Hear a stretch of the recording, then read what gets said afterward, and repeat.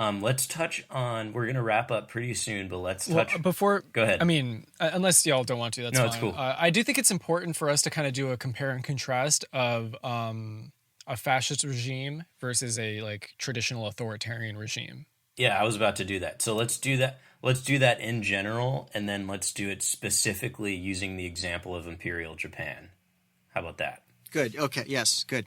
Okay. Because that's the other big one, right? Yes. Japan, Italy, and Germany, the three. Right? Yes. Okay. So first, we have this idea of that, a lot of exists in the popular imagination that, ties fascism obviously with like black booted thugs like walking through the streets, Anne Frank hiding in her house, like the surveillance, the suppression of newspapers, that kind of thing that you could associate with just any traditional authoritarian regime.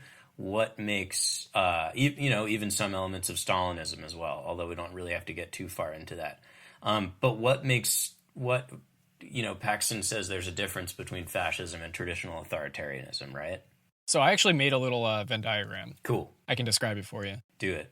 I guess the first thing in terms of like the militarization is that traditional authoritarian regimes, when it comes to like militarization and war, is they use militaristic like pomp and parades, but they don't actually go to war. When you think of like Brazil, like the military dictatorship, or like Argentina or Franco's Spain or Salazar's Portugal, they didn't actually go to war, but they use the military just as like a decoration. Whereas true fascists go to war. That's their main tool of radicalization of their population is war itself. But in terms of my Venn diagram, the two things that they share, which you just touched on, are trampling of civil liberties and murderous brutalities. Murderous brutality. Outside of that, here are the differences. Fascists reduce the private sphere to nothing, while authoritarians maintain the private sphere in traditional domains such as like churches or like local Like associations, civic organizations. Yeah.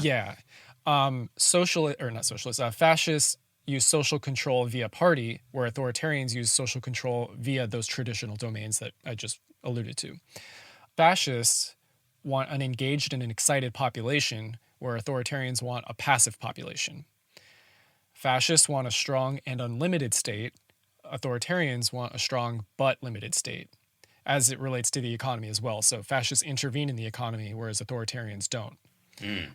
And a lot of times they'll also like authoritarians will like sell off natural resources to foreign capital.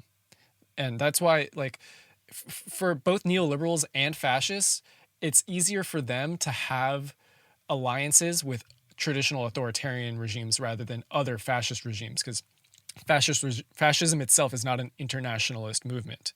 Two fascist countries will compete with one another. And then the last thing is, and this is like more aesthetic, is fascists proclaim a new way, whereas authoritarians cling to the status quo. Great. Dakota, anything to add? Yeah. So, sort of thinking about, let's take, for example, Chile, the country of Chile, and we all have learned, but, for those of you who don't know about the famous coup in 1976 against Salvador Allende, a democratic socialist elected leader, and a military dictatorship was installed led by Pinochet. And a lot of people have said, that was an example of fascism. And I think talking about the economic piece is that Pinochet let his economists do what they needed to do. They were neoliberals, right? He provided the strong arm of the state to allow them to do what they were going to do because it was a project of the United States, right? The United States wanted the famous Chicago boys, right, who were installed, the Chicago University of Chicago educated economists who went to Chile and advised Pinochet on how to formulate his economy. And so, unlike, say, Hitler or Mussolini, who used the economy as a means to their political ends, right? So they did what they had to do to keep the economy working. For example, Pinochet did not. It was It was the other way around. The politics was largely a vehicle for this economic regime that would benefit Western capital. Just as one sort of simple comparison there. Whereas with fascists, it would be vice versa. It would be vice versa, yeah. The economy would would be subservient to the nationalist project. Yeah.